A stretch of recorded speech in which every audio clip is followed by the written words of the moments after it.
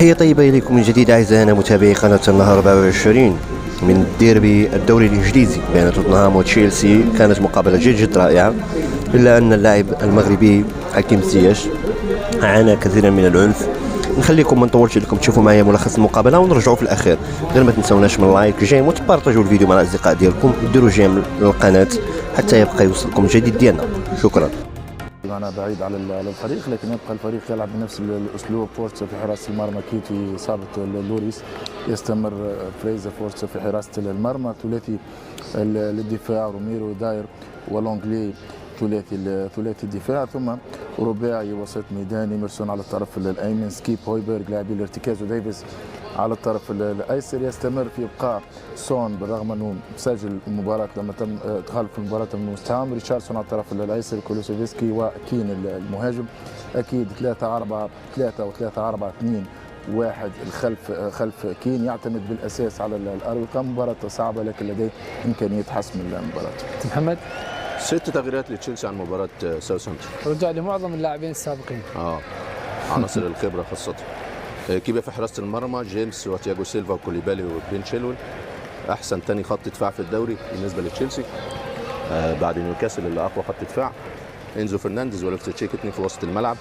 انزو اللي بيقدم مستويات كبيره خاصه في الناحيه الدفاعيه او في الناحيه الهجوميه. بالنسبه لانزو الثلاثي اللي موجود ورا المهاجم، زياش وجواو فيليكس وستيرلينج وزياش الاثنين على الاجناب ممكن يبقوا يشكلوا خطوره، مع جواو فيليكس تحركاته دايما المزعجه، مع كي هافرز والمهاجم الوهمي. فقط انزو وجواو من الصفقات الجديده، والاثنين اثبتوا ان هم يستحقوا التشكيله الاساسيه في كل التشكيله الاساسيه. محمد، مشكله الفريق في الناحيه الهجوميه.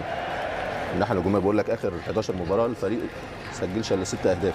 ما اعرفش هو بينه وبين اوباميانج ايه، ما تديله الفرصه يمكن يبقى قدم شكل مختلف بالنسبه للفريق.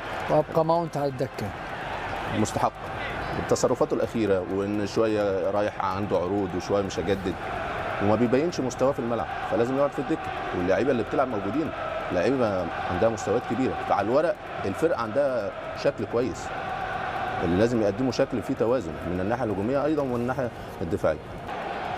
أصدقائي المشاهدين عشاق الدوري الإنجليزي الممتاز، أهلا وسهلا ومرحبا بكم. مباراة ديربي بذكريات التفوق القريب والبعيد في ذكريات البريمير ليج لفريق البلوزوم. كولوتشيفسكي، ريتشارلسون على مستوى التتويجات، وفيليتش على هاري ترجع من جديد. كرة يحوسها الأزرق الشرساوي، كرة بالراس ترجع عن طريق جيمس، طايح الطويل والكرة ترجع خطيرة، والدفاع الآن وهو المبادر بالهجوم ويقترب بأن جول ستيرلينج وجول الحارس يتسخر. اهلا بكم من جديد اعزائنا متابعي قناه النهار 24 التابعه للموقع الاخباري نهار24.com. كما شاهدتم ولاحظتم، ولكن الحكم كان جد رائع، حيث انه تراجع عن الورقه الحمراء لحكيم زياش ومنح عوضها صفراء، كما انه منح للاعبين الاخرين ورقات صفراء.